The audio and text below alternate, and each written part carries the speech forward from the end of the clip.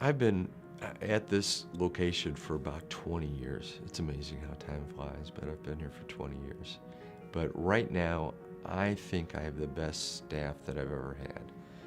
So Vivian, my hygienist, has been with me for 11 years. I often joke that I think people come to see Vivian, they love her, they tolerate me, but they really adore her. Rita, my chairside assistant, she used to teach dental assisting. She really knows her stuff. She's a very caring person, very easy to work with, and she thinks like a dentist.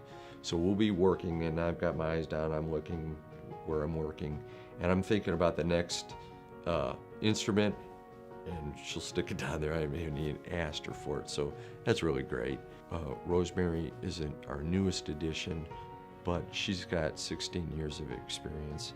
She is great. She really shepherds people through the insurance questions, and I know next to nothing about that, but they are very up on it. So as a courtesy, we file patients insurance. And then Summer was somebody that we knew, my wife and I knew at our pharmacy. She's always so pleasant, and she could work circles around people. And within this last year, boy, she's learned so much about dentistry, and she's just a neat gal. And as I said, we just have a great team.